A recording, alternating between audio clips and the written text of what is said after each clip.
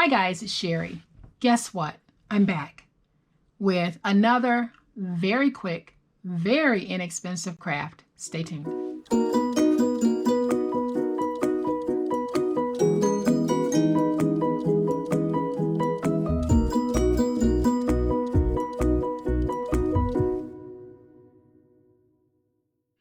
So earlier today, we watched the video on how I made these cute little boxes with a hard top lid as well as an acetate lid and 8 tea light candles on the inside. And this is absolutely magnificent.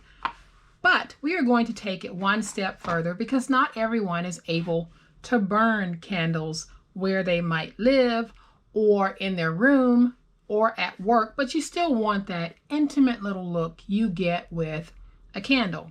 And one of my good friends, Eleanor McGregor, she is in the morning chats almost every day, great friend of the channel, asked if I could make a box for flameless tea light candles. And that's exactly what we have here. So we have this awesomely delicious box and it holds 4 of the flameless tea light candles. Now I got these from the Dollar Tree, and when you turn them on, this is the look that you get. It actually flickers, so I don't know if y'all can see that flickering, but it does give you a little flameless glow and it flickers. So I am back so that we can make a sweet little box that will hold 4 flameless LED tea light candles. And here are the candles that I will be using. Like I said, I get these from the Dollar Tree, but these are pretty much standard tea light sizes, but because they are the flameless, they're a little taller than the ones with wax and wick. So we are going to custom make a beautiful box, this box right here, that will hold 4 tea light candles. And for those of you who are not subscribers to my channel, come on guys, we're doing it great on this channel. You're about to see an awesome little project. And I hope that after you watch this project being made, you'll go ahead and hit that subscribe button because I think it's worth it. So when you hit the subscribe button, make sure you hit the notification bell so that you will know when I upload a new video. So here is what we're going to need to make this project, guys. And this is truly an afternoon quickie because this will not take us any time at all to make, and it's also going to be a flat fold box. So I have a template piece that measures 1 by 4 1/4, and I cut my template from some scrap chipboard. I have a piece of acetate that measures 1 3/4 by 5 1/2. I have a scrap piece that measures 1 3/4 by 6 1/8. And I have my box piece that measures 7 by 10 1/4. And I am using the apricot honey paper from the Prima Apricot Honey collection. So I am going to bring in my scoreboard. So with our paper on the 7-inch side, we're going to score this at 1 3/4 inch,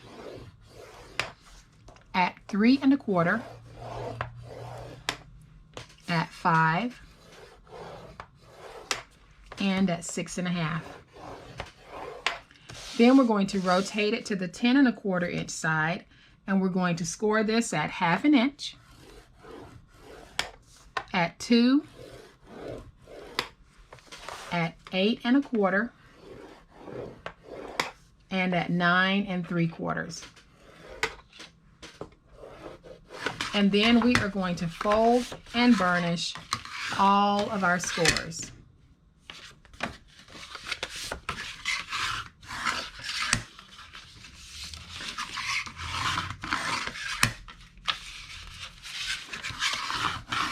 And just make sure you do a fairly crisp score.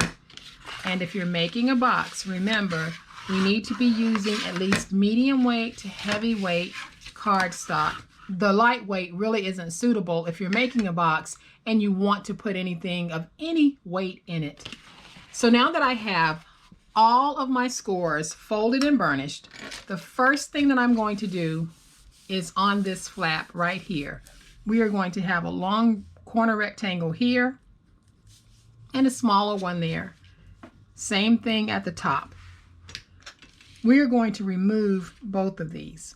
So go up to your score mark, cut straight down, and remove these.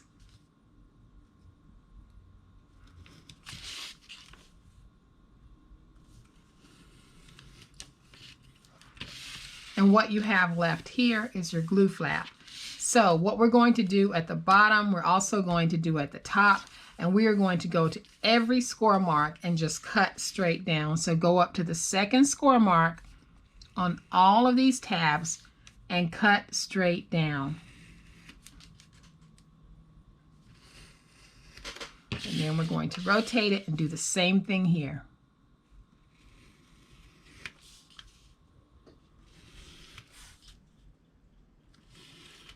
All right, so now that we have all of our flaps cut out, we are going to pretend that we're putting this box together so that we can determine where the back is. So here's my flap, my glue flap. That's the back of my box. So this flap here will become the flaps that we will fold, that we will tuck in to close the box.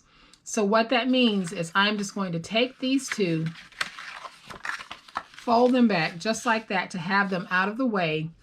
We don't do anything here, but we take this one, and these are the flaps that we're going to fold in to give us just a nice, crisp closure on our box. But today we're going to do something a little bit different. We are going to take these two flaps and we are going to trim them to about 1/2 inch. And I'm just going to move these out of the way so that you guys won't get confused by what I'm doing. So again, we're going to trim to about 1/2 inch. And so now we have this, and now you'll see what I mean. So when we put our box together, because we trim that, we will be bringing this forward and tucking it in. So now that we have this situated and this situated, we need to come in and we're just going to trim these pieces, just like that. So we're going to trim those two pieces that are on the opposite side of this piece. And I'll do the same thing over here. So I'm just reducing these in size. And now that I have them reduced in size, I'm just going to angle in.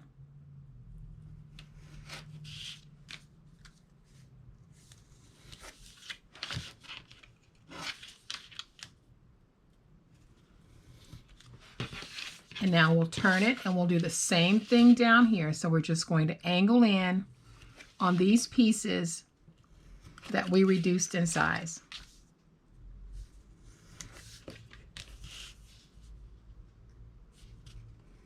So now that we have it like this, we'll take our scissors, and on these flaps here, we are simply going to round these tabs just a little. We're not going to do a whole lot. I am just doing a very slight rounding because that'll make it easier when I go to tuck it in. So just a very slight rounding.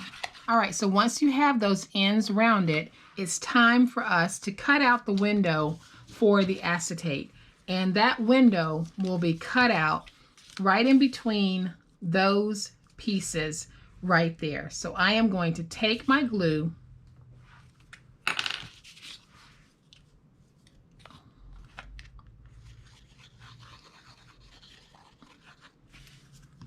I'll take my glue and I am going to take my piece of chipboard that is my template that measures 1 by 4.5. Guys, that's 1 by 4.5. I'm going to place it down, get it stuck, and then I'll use my finger blade and just go around this piece and cut out my opening.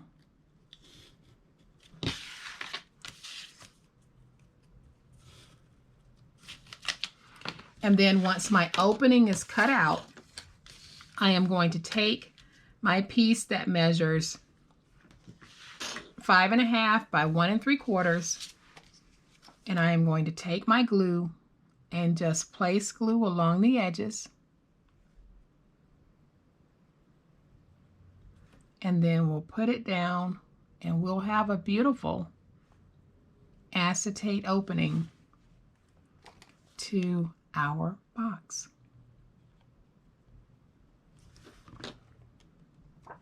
So I am going to take this and place it down so that my glue is not close to the window. Then I'm just going to bring this up to make sure I have that acetate centered inside of my score marks. And then I'll use my paper towel. And when I am pressing down this glue, I'm pressing it away from the window so that it won't stain my window. And now I'll just use my big old spatula to make sure that that stays stuck. And y'all can see that we have a gorgeous acetate window on this box. So we're going to go ahead and put it together. So I am going to take my glue, place my glue on the glue flap, and then when we match this, make sure that when you start matching, you're matching so that your score marks are aligned from this point coming around to this point. And when they are, you can take your box and you can use your big old spatula, bone folder, whatever it is you have access to, and you can close it. And now you can see we've got a stinking cute box with an acetate window in it, and it's a flat fold. And there was one thing that I forgot to do before I actually closed this box, and that's these little pieces here. I want to place glue on these and tuck them in. Should have done that before I closed it, but you know what? No harm. So place your glue on that flap and tuck it in. I'm going to use my ruler just to make sure I've got everything nice and flat. And what that does is it helps to keep this from being frayed when you open and close your box, but it also helps to cover the edges of the acetate in the box as well.